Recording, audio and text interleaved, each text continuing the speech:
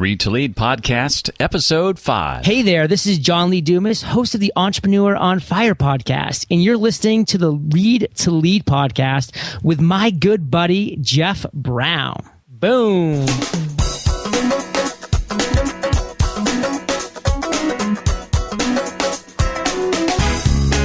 It's not about, hey, are you better at marketing than the guys that sell the same stuff as you? It's about, are you more interesting to me than my own wife? Welcome to the Read to Lead podcast with Jeff Brown. Jeff believes that if you desire to achieve true success in business and in life, then consistent and intentional reading is a must. The Read to Lead podcast will not only help you narrow this ever-important reading list, but also bring you key insights and valuable feedback from some of today's most successful and inspiring authors. And now, here's Jeff. If this podcast has a worldview, it is this. Intentional and consistent reading is key to success in business and in life. My goal each week is to bring you key thoughts and insights from those I consider to be among today's brightest minds, our generation's nonfiction authors, of course. We discuss each author's latest book as well as their unique perspectives on leadership, business, personal development, marketing, career, and entrepreneurship. If you love reading or desire to do more of it, then consider this podcast your audio Cliff's Notes. If you happen to be struggling right now with some marketing issues, I think you'll particularly appreciate today's episode. Jay has a new book out about marketing the helpful way versus the megaphone, bullhorn kind of way. It's refreshing, and I think you're really going to like the conversation. That's coming up next. First, I want to tell you about our sponsor. That is Get Abstract. You've probably heard me mention them before. They do 5-page book summaries of virtually every new business book that comes out. When you sign up for an annual membership, you have access to 50-plus summaries a month. If you prefer audio, they do those as well, about 8 to 10 minutes in length. I find it very, very useful, and I think you will too, and that's why we recommend them here on the show. It's Get Abstract, and you can find out more about Get Abstract book summaries just by going to readtoleadpodcast.com/summary. Jay Baer is the hype-free digital marketing strategist. He's a speaker and author, founded Convince and Convert 5 years ago. It's the 5th marketing services firm he started or managed because he, I guess, sold all the others for mounds of cash. Right, Jay? Yeah, mounds of cash, exactly. Jay has consulted with more than 700 companies on digital marketing since 1994, including 29 of the Fortune 500. He was named America's top social media consultant, or one of them, by Fast Company magazine. And the Convince and Convert blog is ranked as the world's #1 content marketing resource. Now, we're going to talk about the second book he's written, the first of which came out a couple of years ago, The Now Revolution. The latest book is Youtility, Youtility, and was released on June 27th. Youtility, smart marketing is about help and not hype. Jay, welcome to the show. Thanks so much for having me, Jeff. I appreciate your time and the opportunity to talk a little bit about Youtility. Well, I know you've been there a few years now, but I have to ask, since it's my home state, how has Indiana been treating you? Oh, fantastic. We love it. I haven't been here too long. It's almost coming up on 3 years. Okay. And had a great experience here. It's a little strange. We moved from Arizona, which is a big change, of course, but it has turned out to be everything that we had wanted it to be. Now, I know some friends of yours and a client is Exact Target. It just so happens my brother is a vice president with Exact Target. Oh, is that right? Yeah. In what group? I think it's the Interactive Marketing Hub, I believe. Fantastic. Yeah. What's his name? His name is Darren Brown. I have met Darren Brown, as a matter of fact. Awesome. Well, don't hold that against me. I will see him, I'm sure, this fall at their big conference in Indianapolis called Connections. Well, if you would, share with the Read to Lead Nation the origin story behind Convince and Convert. I had a previous digital marketing agency called Mighty Interactive that I started in the mid-2000s and sold it to a larger marketing services firm in the greater Phoenix area off Madison Ave. And I helped manage off Madison Ave for a few years until my agreement expired. And my plan, actually, Jeff, at that point was to go into education, was to teach at a university and talk about digital marketing and things like that. But the simultaneous stock market and real estate market collapses put that dream on hold. And so I decided to get back up on the horse and ride, as they say, and started started Convince and Convert. The reason the company is called Convince and Convert is that the original plan was to do conversion rate optimization. I was doing a lot of that kind of work previously, landing pages and email optimization and lead generation and things like that. So that was why it was called that, and that was the original plan. But I started off doing that, and then I took an interest in social media and had been working in social for a little while, and I started writing more about social media on my blog. And every time I wrote about social media, I got like 400% more website traffic than when I didn't. And I said, well, that seems to me to be a sign. So I pivoted the company, as they say in business school, and got into social media and content marketing strategy consulting, and that's what we do to this day. Well, I'm really enjoying your new book, Youtility, and one thing I wanted to touch on that you talk about today, we hear from a lot of experts, many of whom I respect. Things like be remarkable, or as you say, sort of tongue-in-cheek, just be amazing and you'll go viral. In Youtility, though, you talk about how that's really more of a hope than a strategy. Can you expound on that a little bit? Sure, and it is a pretty common line of recommendations, right? That the key to success in business is to just be amazing. And while there are certainly manifest examples of amazing companies that are doing great things, Zappos and people along those lines, I don't find it to be very good advice, because your company probably isn't amazing, and it's not going to be amazing. It's a bar that can't be cleared, and I feel like you're much better off taking a different approach that I lay out in the book, which is to just be useful. That if you are truly and inherently useful and you focus on that, then good things will come if you continue to execute on that plan. Share, if you would, an example of a company that has put the principles you talk about in Youtility to work, and then the results that they've seen from their efforts. One of my favorite examples, and it's actually chronicled in the foreword to the book, is River Pools and Spas. And River Pools and Spas is an installer of in-ground fiberglass swimming pools out of Virginia. And about 3 years ago, they almost lost the company. You may remember, Jeff, that in 2009 or so, what we did not do was sit around the kitchen table and say, geez, we don't have any money for groceries. We should go buy a pool. That was not really the common situation in that economy. And so they said, we're going to lose this company unless we figure out a way to steal a disproportionate share of the tiny bit of demand that still exists for swimming pools.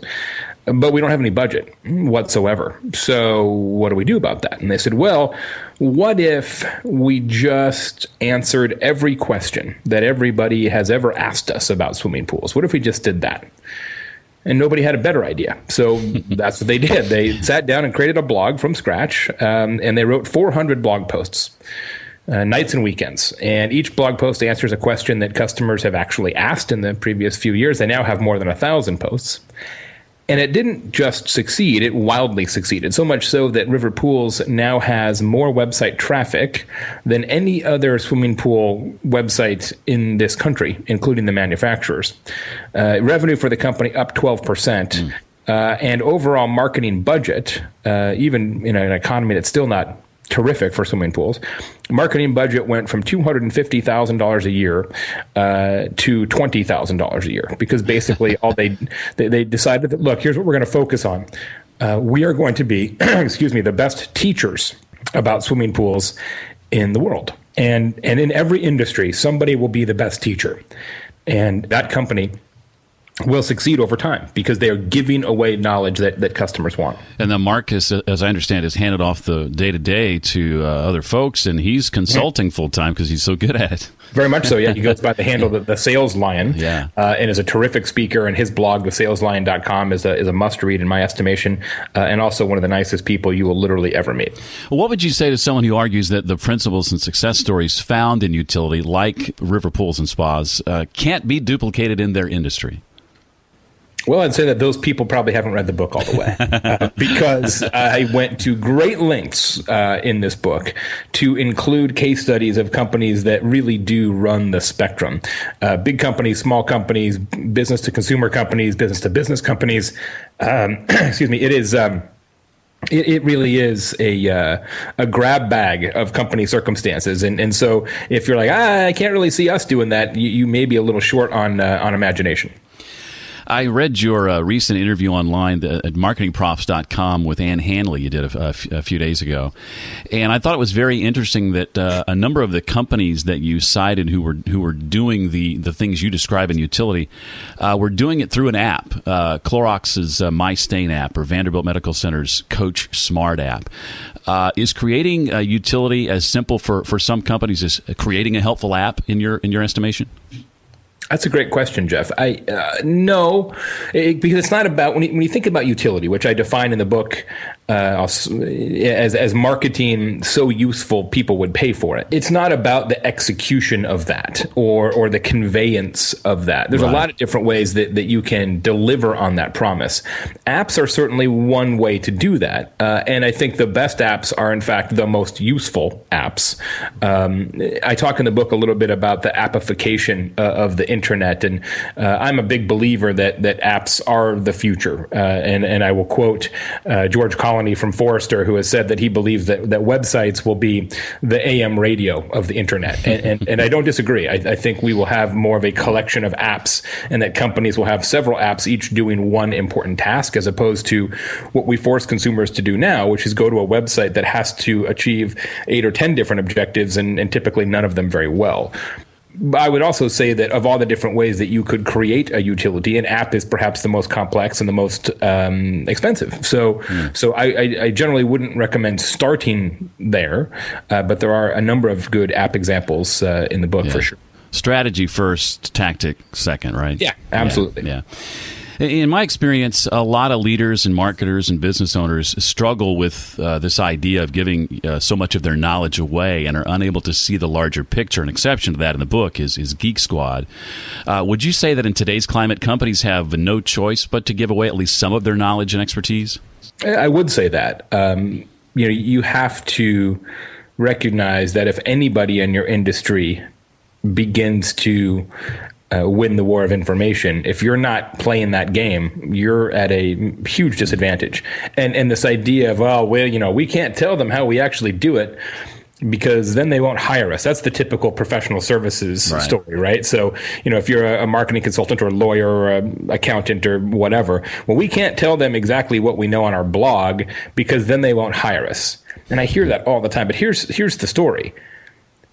If the choice is read your blog and do it yourself or hire you, that's not a client you want, right? If that's literally their decision tree, well, I could do this for free myself, or I could hire these guys.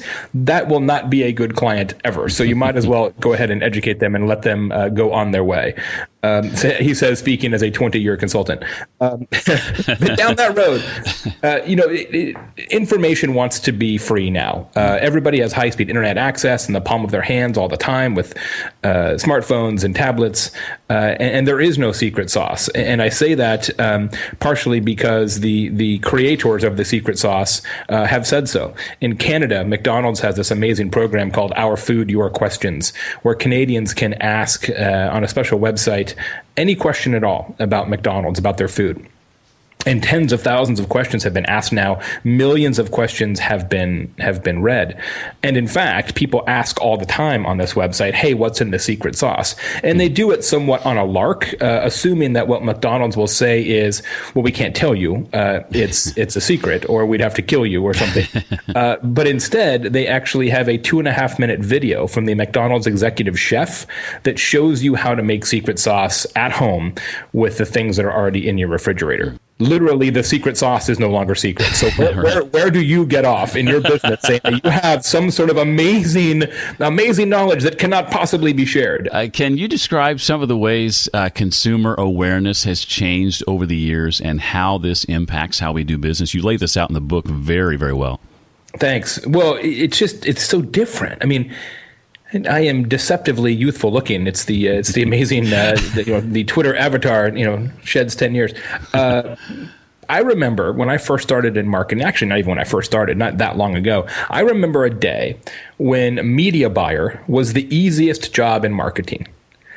Because you had in any city, any region, you had 3 TV stations or 4, 6 or 7 or 8 radio stations, many of them owned by the same group, maybe 2 newspapers, an afternoon and an evening, and that was pretty much it. Yeah. right? So you dealt with those handful of people and then you played golf. It was a good gig. And now media buyer is the hardest job in marketing because everything is media. Everything is media. And so the places that you are competing for attention as a company are just, it's unbelievable. I mean, we compete against everything now. It's not about, hey, are you better at marketing than the guys that sell the same stuff as you? It's about, are you more interesting to me than my own wife? Because you are competing for my attention using the same platforms and the same techniques that, Jeff, you and I are using to communicate with one another and our actual friends and family members. Jeff, if you look at your Facebook feed, you look at your Twitter feed, your Pinterest, your Instagram, even your email inbox, what you'll see is a combination of personal and professional relationships, right? You look in that stream and it's something like friend, company, wife, company, friend, company, right? It's a combination. And it doesn't exist the other way, right? My wife isn't buying radio time to get my attention, right? And my friends are not buying print ads to make sure I know what time we're going to watch the football game. But yet companies are having to use these same venues, right? They're competing line by line and pixel for pixel for our attention against us. You're competing against your own customers for attention. And so if that's the game, and it is, the only way to succeed in that environment, in my estimation, is to be useful because you can't shout loud enough. The avalanche of information is too powerful to wrestle it to the ground with even more coupons. I like this phrase you've coined. We go from top of mind, frame of mind, and as you say in the book, friend of mind kind of awareness. That's right. Yeah. I mean, we've obviously have done top of mind awareness forever. Frame of mind awareness is sort of what I call search marketing or inbound marketing, which I'm a big proponent of. Have done that for many years, and certainly appreciate the need to be ranked in search engines and things like that. But especially for small businesses, Jeff, I fear that sometimes they take that too much as gospel. I mean, I've literally heard smart people say, well, we have number one Google rankings for this search term and this other one over here. Therefore, we don't really need to worry too much about marketing. That scares me because search engines are great, and inbound marketing or frame of mind awareness, as I call it in the book, is great. But it doesn't create demand. It just fulfills demand, right? Nobody goes to Google and says, hey, Google, I want to buy something. I don't really care what, just surprise me. I mean, by the time you actually go to search, you're already half sold, right? You know what you want. You're just looking for finalists at that point. So this notion that you just have to be good at search really robs you of growth opportunities because search doesn't introduce anybody to your products and services. So you have to have both, and I think part of what you have to have is utility, is that friend of mind awareness that if you are useful as a business, then your customers and prospective customers will keep you close the same way that they keep their friends and family members close, because hopefully your friends are useful. Well, actually, some of them for sure. Some of them definitely are not useful, but some of your friends are useful. And imagine your useful friends, and if businesses can act like those good friends, then they'll have something. Well, I know we can only scratch the surface in the few minutes that we have here, but what are briefly the three facets of utility for those doing it right? You bet. Three types of utility. The first is self-serve information, and we touched on this earlier, that consumers want to research everything now, right? They want to see the sausage being made. They're hyper-researching everything, and there's a lot of trends that power that, but you just have to have more information, like what Riverpools did. The second one is radical transparency, which is that notion of, look, there is no secret sauce. We're just going to tell you the story, similar to what we talked about in the McDonald's circumstance. And the third one is real-time relevancy. The notion that, look, you can't be useful 24 hours a day to a particular person because that person needs different things throughout the day or throughout the week or the month or the year. That utility is almost by definition circumstantial. So the idea is that you can be massively, massively useful in a particular context. And then when that context changes, you fade into the background, and then customers will reinsert you into their lives when they need you. One of my favorite examples about that is Columbia Sportswear. And Columbia has an app you mentioned a moment ago that shows you how to tie knots. It's called What Not to Do in the Greater Outdoors, KNOT. It literally is an animated knot demo. So if you're hiking or hanging off a cliff face, that's a super useful app. If you're recording a podcast, like less so. I don't need any knot advice at this time. But I might eventually, and then I will know where to go. It is real-time relevant. It is a utility in context. The other thing I love about that particular app, Jeff, is that Columbia Sportswear, I think, right, their jackets and outdoor gear and stuff. Columbia Sportswear doesn't sell rope. And what they have done is given themselves permission to make the story bigger. And that's a huge part of successful utility. Of all the things that you could conceivably create utility about, your products and services are perhaps the least interesting. Always, right? Always. Right. So these guys have said, well, look, yeah, we could make an app you can make a jacket finder app, for example, right? That's obvious, but not very interesting. Right. What they've done is found a way to get involved in their customers' lives, the Not app, that transcends the transactional, right? It's marketing sideways. It allows you to build relationships off of the obvious playbook, and I think that's a really good approach. Being useful isn't necessarily defined by including a loyalty coupon in your app, let's say. Right, because it's not useful, right? Right. And that's why I talk about that notion of transcending the transactional. That if you're asking for the sale right now, it's probably not a utility. Yeah. Well, Jay goes on in the book to talk about the 6 blueprints to create utility, and I highly suggest and recommend you buy the book. So we're gonna leave it there as far as the book is concerned, because we want them, we want to leave them wanting more. Well, right, Jay? wanting more. Well done, Jeff. Actually, I should tell you though that if people want an excerpt of the book, there's a juicy excerpt that you can get for free on the book website on utilitybook.com, and it's 15 or 20 pages of some pretty good stuff. So if you're like, I don't know if I want to spend $16 on this, you can read those 15 or 20 pages and make that decision for yourself. Well, I want to move on to the leadership, wisdom, and experience section of our conversation. This will be a short one. A series of questions I'm going to begin asking every guest. I've asked previous guests these questions in one form or another, but I'd like to ask, first of all, I have several apps that I rely on to stay productive and organized, and they help me grow and stretch as a leader. Stitcher and Audible help with that a great deal. I enjoy Evernote and Dropbox for productivity and organization. But what about you? Do you have a favorite app that you just can't live without? Probably my favorite app, just because of the nature of my work, is Buffer. I'm actually also an investor in that company, I should say. And Buffer, which is bufferapp.com, allows you to download a little browser plugin. It also has a mobile device version. And when you find content that you want to share with your audiences on Twitter, Facebook, LinkedIn, etc., you just click one button and it will share that. You set up what times you want that sharing to occur, and it fills those times with content that you indicate, almost sort of in a time release capsule concept. So every morning, I get up and I look at dozens and dozens and dozens of blogs and email summaries and other things, websites, and kind of find my list of things that I think are important today about digital marketing, social media, and content marketing. And then I click that Buffer button, 10 times, and then I am good for a while. Like then I'm done for the day in terms of content curation. Obviously, I dip into Twitter and other places throughout the day to answer questions and thank people and along those lines. But in terms of the content sharing circumstance, I can do that in one sitting in the morning, and I'm good to go. I'm embarrassed to admit that I was late to the party on Buffer, but I use it now every day and love it. Oh, fantastic. I'm glad to hear that. As an investor, thank you for your support, Jeff. I appreciate that very much. Tell your friends. And speaking of diving in and answering questions, I want to point out that how impressed I was when I made the request of you for this interview. I think on the day your book released, in fact. I didn't expect to hear from you for days, but I think you responded in like 6 or 7 minutes. I was very surprised. Thank you. It's nice to hear that. Let me tell you a little story. As you mentioned in the intro, I have been in professional services a long time. I've run a lot of agencies.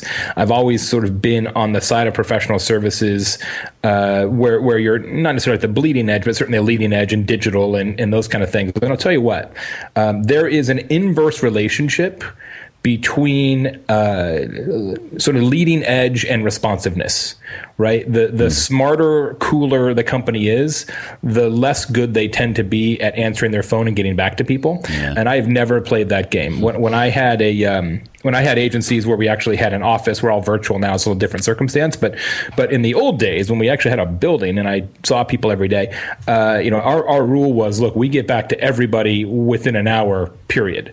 And I still sort of try to live that principle. It's a little harder when I'm on planes as much as I am now, but speed wins, Jeff. I mean, that's just fundamentally it. Even, the other thing I do a lot, I get a lot of speaking opportunities, which is fantastic. And, meeting planners will send me an email, hey, are you available on this date? And I get back to them in 30 seconds and they can't believe it. And, they say that sometimes speakers won't get back to them for a week. I'm like, well, that's crazy.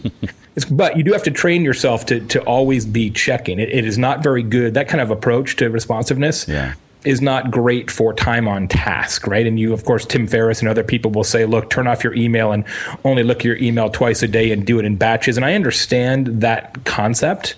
And I appreciate it, but that's not me. Like I literally have my nose in email. Like I'm not making this up, and no offense to you.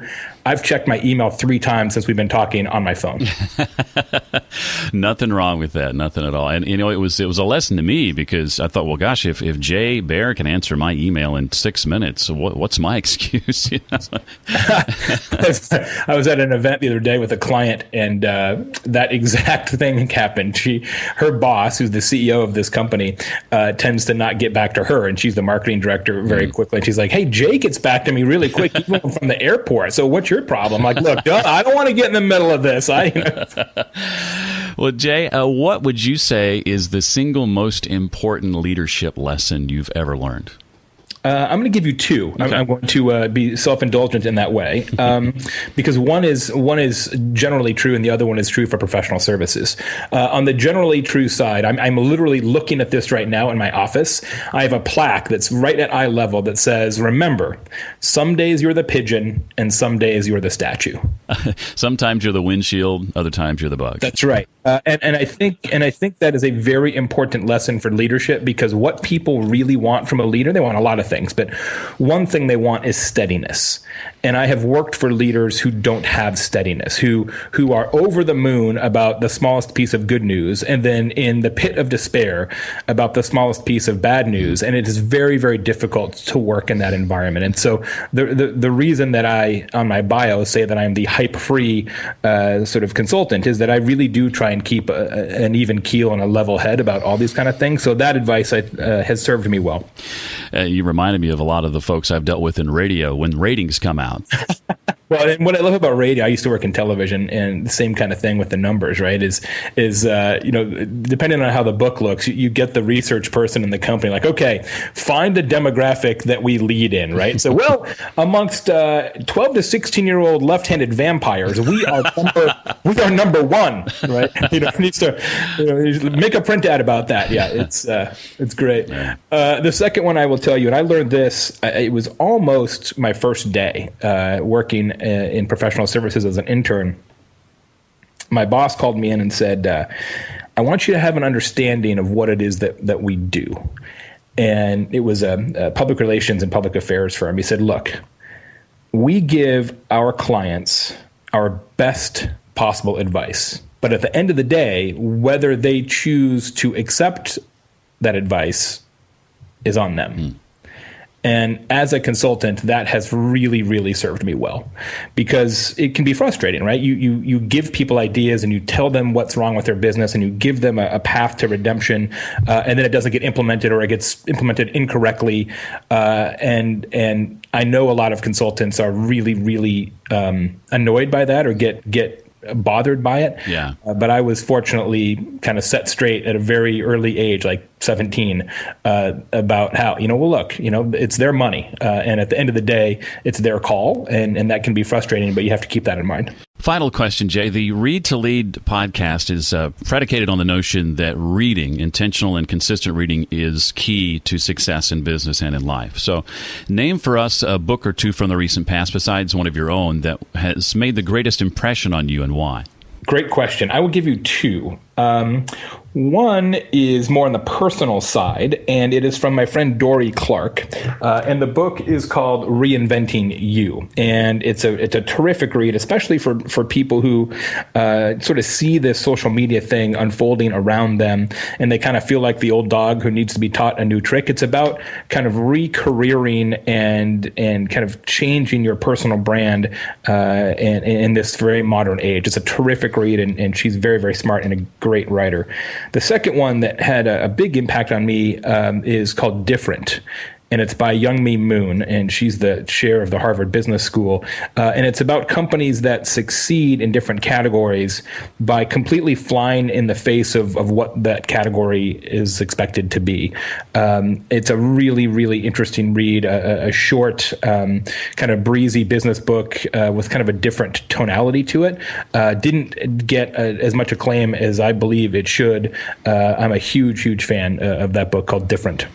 Well, for those that may not know, Jay hosts his own podcast, the Social Pros Podcast. That is a weekly podcast, is that right? That's right. We typically record every Monday. We release every Friday. Today's episode just came up.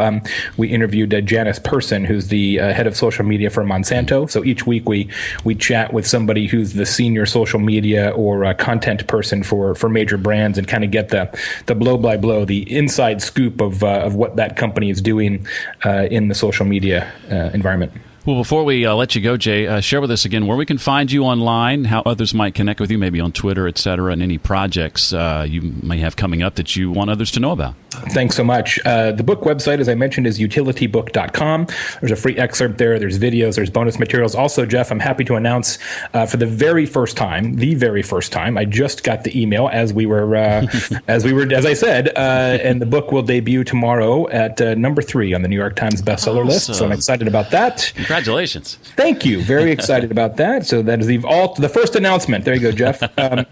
So that's cool. Thank you to everybody for your support of Youtility. The Social Pros Podcast, my daily email, which comes out called The One Thing, which is the one story you need to read per day about social media, etc. And of course, our blog, Convince and Convert. All of that stuff can be found at convinceandconvert.com. Jay, you're awesome. Thanks very much. My pleasure. Thank you.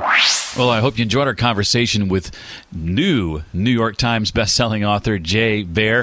If you have any comments you'd like to share with us, you can go to readtoleadpodcast.com/005 and leave your comments. That's also where you'll find the show notes for today's episode. Any of the resources we talked about will be linked there. Again, that's readtoleadpodcast.com/005 for episode 5. Would you consider sending Jay a quick note on Twitter to let him know what you thought about today's conversation? Jay's Twitter handle is simply his first and last name, Jaybaer. That's Jaybaer at Jay Baer on Twitter. I'm sure he would love to hear from you and get your thoughts on today's episode. Well, finally, I want to thank those who rated the podcast 5 stars in iTunes since our last episode. Ryan Parker at killerfood.me, thanks very much. Also, Dan Gross, Matt Hollowell, Mike Bush, Mel Tunney, Alan from SuccessfulPassions.com, Joe Morris, Jared Easley from the Starve the Doubts podcast, Paul Vandermill, and Ron Lauterbach. Well, next time on the show, it's another conversation centered around marketing, hope that's okay, and with another New York Times best-selling author. Jonah Berger, marketing professor of the Wharton Business School, will be with us, and he'll talk with us about his new book, Contagious, Why Things Catch On. That's next time on the Read to Lead podcast. Thanks so much for listening to the Read to Lead podcast. As a subscriber, we challenge you to be more than just a passive listener. Become a vital member of the community. Visit us on the web at readtoleadpodcast.com and chat with other members at facebook.com/readtoleadnation. Until next time, remember, leaders read and readers lead.